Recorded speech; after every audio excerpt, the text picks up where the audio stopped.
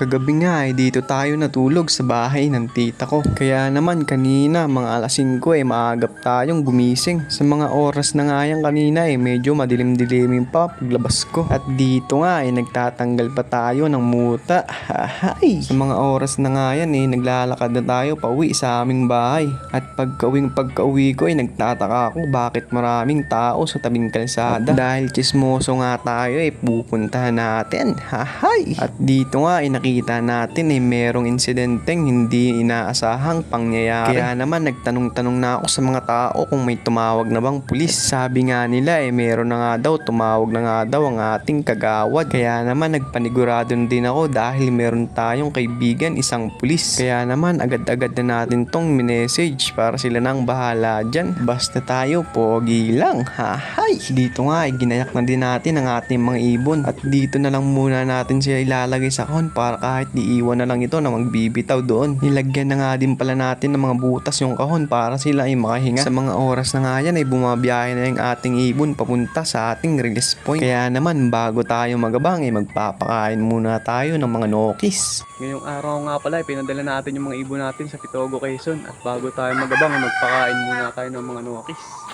Tara!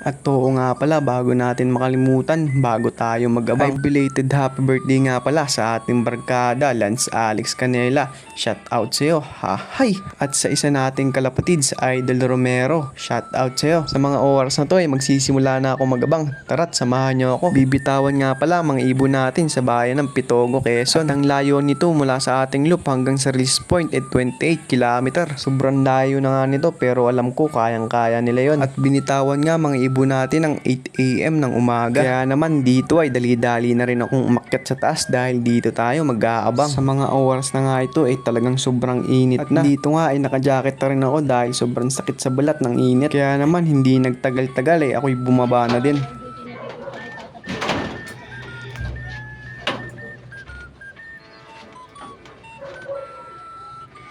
Pagkababa ko nga dito agad-agad kong tinanggal ang aking jacket dahil sobrang banas. At sa mga oras na nga nito ay 8:19 AM na ng umaga. At hindi ko nga akalain habang nag-aabang tayo bigla sila nagtatingan. May isa pa, ito na. Kompleto na sila.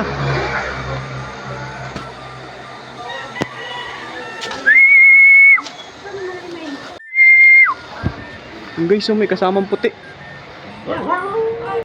At dito nga pagka-uwi nila ako'y nagtataka dahil ang estimated na pauwian pa natin 8:20 o 8:25 ng umaga. At pagkababa nga nila dito pinakain ko na agad sila para makapagpahinga na. Yan guys, kompleto na sila.